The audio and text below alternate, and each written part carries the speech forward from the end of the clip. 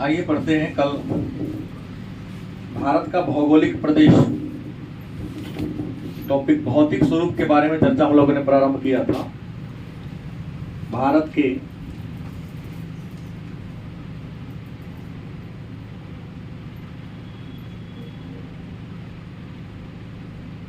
भौतिक स्वरूप, भौतिक स्वरूप का मतलब होता है बाहरी स्वरूप, मतलब भारत बाहर से देखने में कैसा है, इसके बारे में चर्चा किया था।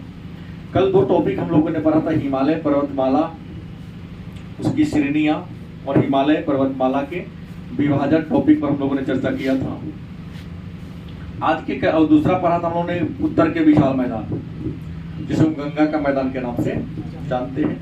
आज पढ़ेंगे, पहला टॉपिक है प्रायद्वीपीय पठार। आज का क्या होगा?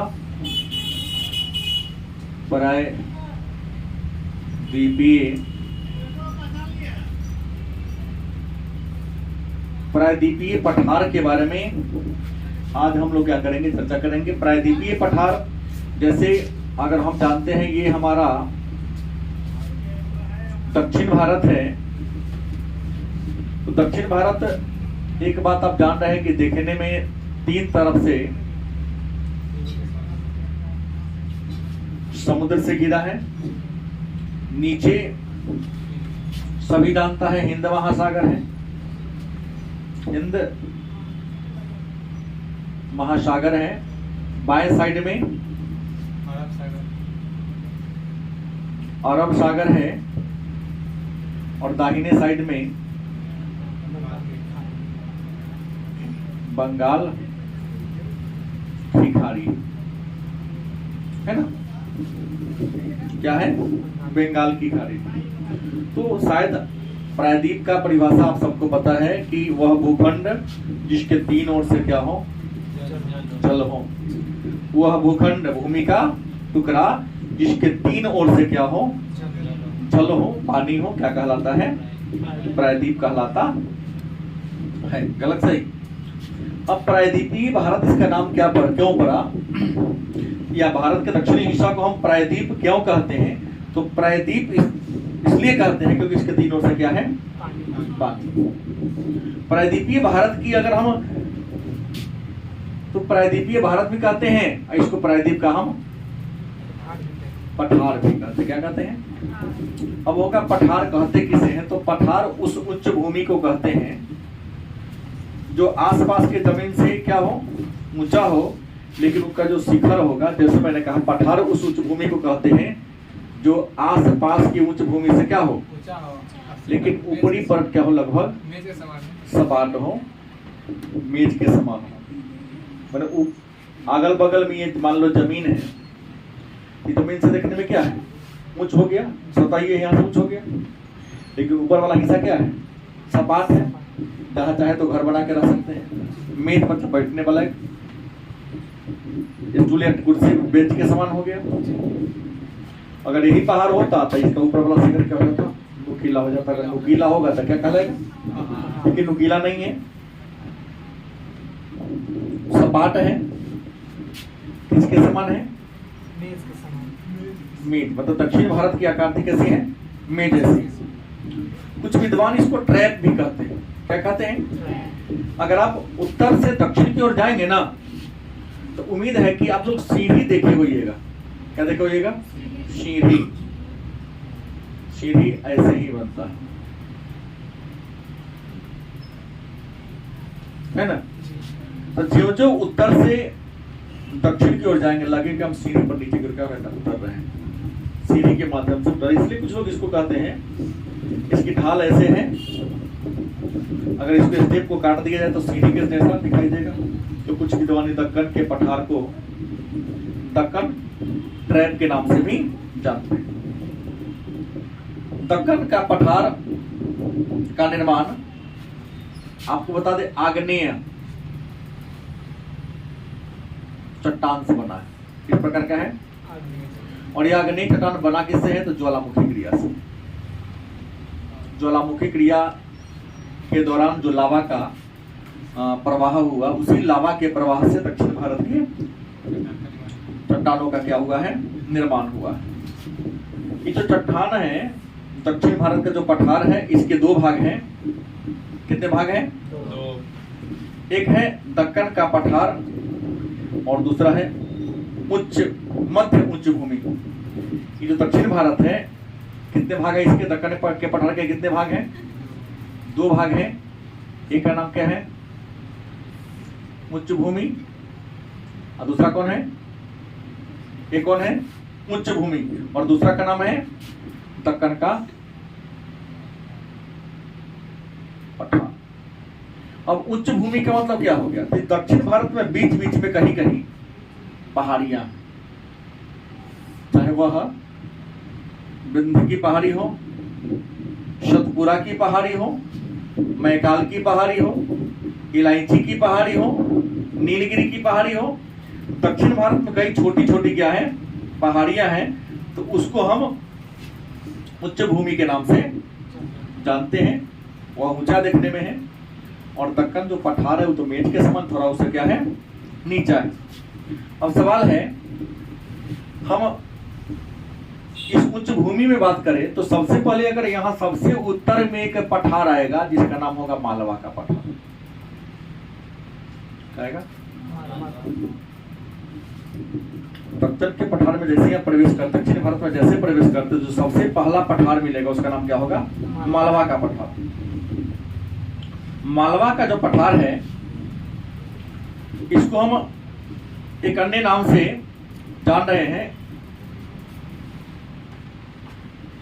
नाम सुने होंगे, विंध्य पर्वतमाला। विंध्य उसी के क्रम में क्या हो सटा हुआ है। विंध्य तो पर्वतों का समूह है, और उसी के नीचे वाला जो हिस्सा है उसका नाम क्या है? मालवा का पठार है। इस विंध्य पर्वतमाला के दक्षिण में एक और पहाड़ है, नाम सुना होगा आपने, सतपुरा। क्या नाम है? सतपुरा रेंज। हाँ, सतपुरा की पहाड़ी विंध्य पर्वत के क्या है? नीचे। और इस सतपुरा की पहाड़ी की जो सबसे ऊंची चोटी है, पढ़ा होगा आपने, धूपगढ़ की चोटी। सतपुरा की जो सबसे ऊंची चोटी है उसका नाम क्या है? धूपगढ़ की चोटी है। इस विंध्य पर्वतमाला से कई नदियां निकलती हैं। विंध्य और सतपुरा के बीच से कई नदियां निकलती हैं, तो सुने होंगे, चंबल, सिंध, बेतवा, केन। इनके बीच से जो नदियां निकलती है नाम क्या है? चंबल, केन, बेतवा और सिंध। सिंधु अलग है, सिंध अलग है, ये नदियां निकलती हैं। इसमें जो चंबल नदी है ये अपने बिहार के लिए प्रसिद्ध है, और ये भरम से घाटी से होकर क्या होती है? बहती है। नाम आपने सुना होगा, चंबल के इसी बिहार में 1970 से 80 के दशक में डकैतों का राज हुआ करता था, डाकुओं का दबदबा हुआ करता था। उस चंबल के डाकुओं को आत्मसमर्पण कराने में सबसे महत्वपूर्ण भूमिका निभाई थी जयप्रकाश नारायण। बिहार के लोक नायक के नाम से प्रसिद्ध जयप्रकाश नारायण, वो तो महात्मा बुद्ध हो गया। जंगल में जितने भी चंबल के बिहार में डाकू लोग रहते थे, सरकार भी उनसे डरती थी उस समय की। जयप्रकाश नारायण सबसे जाके क्या मिले थे, वार्ता किए थे। उसी चंबल के बिहार से एक क्या बोलते हैं, एक महिला थी जो डॉक्टर के रूप में काम करती थी, बाद में MP बन गई, सांसद बनी थी। नहीं, उमा भारती नहीं थी, फूलन देवी पढ़ी लिखी नहीं थी। हाँ, उनसे जब मंत्रालय में शामिल हुई तो कौन सा पद लीजिएगा? हम पूरा पुलिस के मालिक बनना चाहते हैं। कुछ हम पत्रकार ने कि पुलिस का मंत्री मतलब समझते हैं कौन पद डिमांड कर रहे हैं, तो हमको उस सबसे मतलब नहीं, कथी होता है, हम पुलिस का मालिक बनेंगे, हम वही पद हमको चाहिए। हम गृह मंत्री होता है, हाँ, वो सबको पद दिया हुआ। कुछ ऐसे पद हैं, गरिमामयी पद हैं, जो तुष्टिकरण की नीति के तहत बड़ा नहीं होता है। नहीं, वो देश की नीति के तहत दिया जाता है किसी को। रेलवे दे दिया जाएगा, लेकिन गृह है, रक्षा है, वित्त है, ये सब सोच समझ के दिया जाता है। हालांकि रेलवे भी श्रेणी में आता ही है। आज तक रेलवे का ऐसा पद है जिसको आम आदमी को जल्दी दिया, लगता है कि काम करेगा तो उसको दिया जाता है। लालू जी की बढ़िया की, हमको तो अच्छा लगा। हम जब कचरा में सब थोड़ा सौरा ही थे, उस सामान को बेच देंगे, अब पैसा निकाल लेंगे तो बुराई क्या है, रह के गल के बेकार हो जाएगा। अभी भी रेलवे का जितना लोहा लकड़ इधर सड़ रहा है, गल रहा है, सरकार उसको बेच ले तो बहुत पैसा आएगा। तो उसमें कोई बहुत बड़ा रहता है, तो जो घाटा की भरपाई किया जा सकता है। खैर छोड़िए। उसके बाद दक्षिण भारत में अगर आप देखेंगे तो यहाँ से यहाँ तक पट्टी है, अरब सागर के किनारे किनारे एक पट्टी है, क्योंकि भारत के पश्चिम में है, इसका नाम पड़ गया है पश्चिमी घाट। क्या नाम पड़ गया है? पश्चिमी घाट। हाँ, पश्चिमी घाट नाम पड़ गया है। क्या नाम पड़ गया है? लेकिन यह इसकी चौड़ाई क्या है? कम है। पश्चिमी घाट का एक और नाम है सह्याद्री। जी सर। क्या नाम है? सह्याद्री। सह्याद्री। ऐसी पश्चिमी घाट में 3 गो बड़े बड़े दर्रा हैं, नाम सुना होगा। दर्रा ढाल घाट, भोर घाट और पाल घाट। 3 बड़े बड़े दर्रा हैं जो पश्चिमी घाट को पूर्वी घाट की ओर बढ़ने के लिए क्या करती है? रास्ता प्रदान करती है। उसके बाद यहाँ जो आप देख रहे हैं, पश्चिम बंगाल से लेकर तमिलनाडु तक अरब सागर के किनारे एक चौड़ी समतल मैदान है जो बड़ा ही ज्यादा उपजाऊ है। बंगाल की खाड़ी से लेकर नीचे तक है, जिसका नाम विद्वानों ने दे दिया पूर्वी घाट। क्या नाम दिया? पूर्वी घाट। इसका नाम विद्वानों ने क्या कर दिया? दे दिया। इस घाट का निर्माण निकलने वाली नदियों कि जो डेल्टा बनाते हैं, डेल्टा के कारण इसका हो गया। विश्व के सबसे अधिक उपजाऊ क्षेत्र में इसकी चौड़ाई क्या है? ज्यादा है। इसकी चौड़ाई क्या है? कम है। ये थोड़ा ऊंचा नीचा है, ये क्या है? समतल। यहाँ बहुत ज्यादा क्या होता है? उत्पादन होता है। आपको बता दें, इसके पूर्व में कुछ पठार हैं। उस पठार को इसके पूर्व में यहाँ से एक पठार भी है। पठार का नाम दिया है विद्वानों ने बुंदेलखंड। बुंदेलखंड और बघेलखंड। बुंदेलखंड और बघेलखंड मतलब पूर्वी घाट के पश्चिम में और पश्चिमी घाट के पूर्व मतलब बीच में बुंदेलखंड और बघेलखंड का भी क्या है? पठार है। दक्षिण भारत की आकृति पूर्णतः कैसी है? त्रिभुज की जैसा है। इसमें सतपुरा के आसपास इसकी चौड़ाई ज्यादा है और नीलगिरी के आसपास आते हैं, इसकी चौड़ाई क्या है? कम हो जाती है। यहाँ पर कुछ पर्वत की श्रेणियां भी हैं। यहाँ अगर आएंगे तो यहाँ कुछ पर्वत की श्रेणियां भी है। पर्वत श्रेणी का नाम है मैकाल। क्या नाम है? मैकाल पर्वत श्रेणी। और एक और है जिसका नाम महादेव पर्वत श्रेणी। पूर्वी घाट के साइड में ही मैकाल पर्वत श्रेणी है और महादेव पर्वत की भी क्या है? श्रेणी है। इसी का कट रूट है पूर्वोत्तर भारत में मेघालय की पठारी के नाम से उसको हम जानते हैं। उसके बाद हम ऊंचाई की बात कर लें तो पूर्वी घाट की अगर चौड़ाई की बात करते लगभग 600 मीटर के आसपास इसकी ऊंचाई है और औसत ऊंचाई 600 है, लेकिन कहीं कहीं पर इसकी ऊंचाई 1600 तो कहीं पर क्या है? 900। लेकिन पूर्वी घाट की ऊंचाई इतना ही है। पूर्वी घाट को विद्वानों ने 2 भागों में बांट दिया है। इसके ऊपर वाला हिस्सा को, ओडिशा से ऊपर वाला हिस्सा को कहता है उत्तरी सरकार, इससे नीचे वाला हिस्सा को नाम क्या दे दिया है? दक्षिणी सरकार नाम दे दिया। ऊपर वाला हिस्सा को क्या नाम दिया? उत्तरी सरकार। नीचे वाला हिस्सा को क्या नाम दे दिया? दक्षिणी सरकार। इसका क्या कर दिया? नाम दे दिया। और ये जो पश्चिमी घाट है, पश्चिमी घाट का विद्वानों ने 3 नाम दिया। जैसे मेन 2 ही है। जैसे गुजरात से अगर गोवा तक के हिस्सा की बात करें, गुजरात यहाँ है और यहाँ गोवा है, तो गुजरात से गोवा तक के जो जमीन है उसको नाम दिया है कोंकण। क्या नाम दिया है? कोंकण तट इसका नाम दिया है। और गोवा से लेकर तमिलनाडु या केरल तक का जो हिस्सा है, मंगलुरु की मालाबार तट, क्या नाम दिया है? मालाबार तट इसका नाम दे दिया है। तो ये 2 पर्वत हैं। इन दोनों को सम्मिलित रूप से क्या कहते हैं? पश्चिमी घाट। यहाँ सबसे दक्षिण की बात करें तो यहाँ सबसे दक्षिण में एक पहाड़ है, सबसे दक्षिण में। इस पहाड़ का नाम अनाई मुड्डी, अनाई मुड्डी। अनाई मुड्डी के ऊपर है नीलगिरी की पहाड़ी। और नीलगिरी की पहाड़ी जो पूर्वी घाट और पश्चिमी घाट को जोड़ने का क्या करती है, काम करती है। और यह ऐसा पहाड़ है जिसकी एक तरफ बड़े पैमाने पर चाय की खेती होती है, दूसरी कॉफी की खेती होती है। नीलगिरी की पहाड़ी चाय और कॉफी दोनों की खेती के लिए क्या है, भारत में क्या है, प्रसिद्ध है। उसके बाद हमने पहले ही कह दिया, ऊपर है विंध्य पर्वत, नीचे है कौन है, सतपुरा है। और सतपुरा के ऊपर कौन है, मालवा का पठार है। और इस मालवा के पठार के यहाँ पर कौन है, अरावली रेंज। क्या है, अरावली, ध्यान रखना है। ऊपर अरावली, अरावली के बाद उसके बाद विंध्य, तब सतपुरा, फिर बुंदेलखंड बघेलखंड की एक उच्च भूमि है, उसके बाद नीलगिरी है, अनाईमुड्डी है। और इस नीलगिरी के ही बगल में केरल में एक पहाड़ी और है, कार्डमम हिल, जिसको इलायची के पहाड़ी के नाम से हम लोग क्या करते हैं, जानते हैं। तो ये आपका हो गया पश्चिमी और पूर्वी घाट के नाम से ये जान गए। और नीचे वाला हिस्सा को पूरा कहते हैं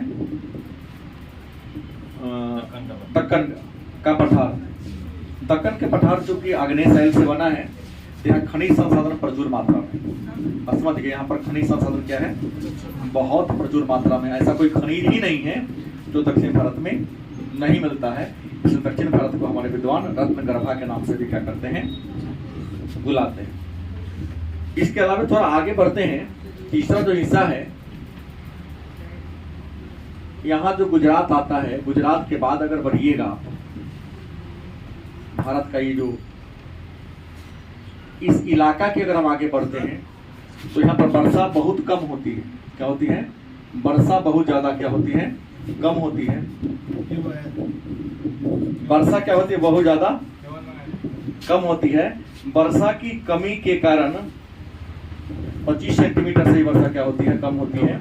इस वर्षा के अभाव मतलब कमी के कारण यहाँ की जो जमीन है वो रेगिस्तान में बदल गया है। क्या हो गया है, इस रेगिस्तान को हम क्या कहते हैं, थार का रेगिस्तान कहते हैं।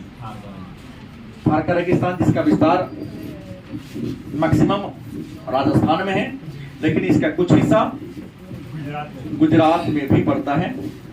और आपको बता दें, ये थार का जो मैदान रेगिस्तान है, यह तरंगित मैदान है। कैसा मैदान है, तरंगित। अब कहिएगा तरंगित नहीं बुझते हैं तो हवा जो बहते ऐसे ऐसे मैदान है।